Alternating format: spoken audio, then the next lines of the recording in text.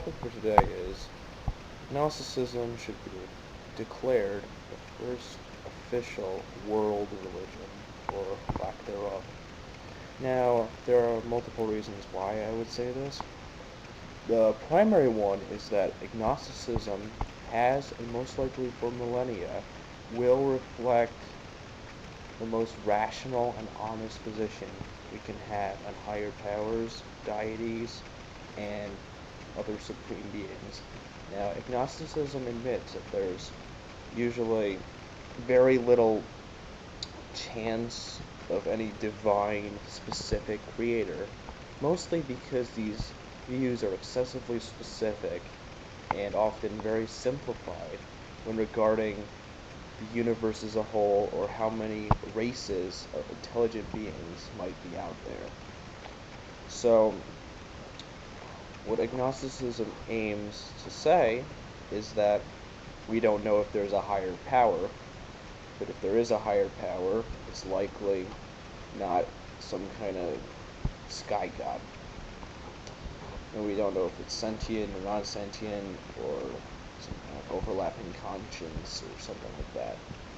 So agnosticism doesn't know.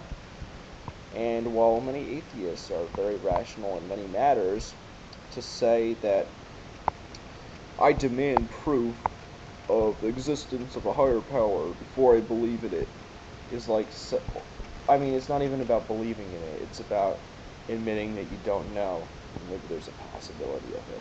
It's like people from the 1800s saying, I demand evidence of flight, of winged flight, before I believe that it's even possible. And indeed, many of them did, and they were foolish because flight did happen. Now, that's not an exactly accurate parallel because we're talking about things that would defy our basic knowledge of physics, though that did to some extent.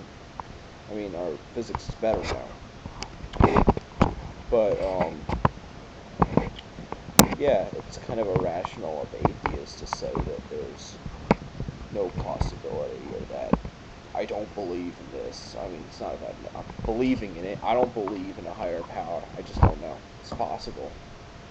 And that's the most honest position because we can't really know. We don't have the knowledge of the universe. We don't have the knowledge of consciousness. We don't have the knowledge of the cosmos and whatever's beyond the universe to be able to make judgments about things that are so big. We don't even know. We haven't even discovered another life form. We haven't even gone beyond our own star system. We are barely scratching the surface, and already these atheists are trying to say, I don't believe in this, I don't believe it's even possible, I don't even consider, I don't even say I don't know, because there's no scientific proof, but science is not to the point, our basic understanding is not to the point where we can make judgments about those things. And agnosticism as a world religion would also be a good idea because it aimed to spread openness and awareness of human problems and also encourage a philosophical mindset in which people don't abide by dogma and religious nut jobbery or whatever, and try to keep an open mind.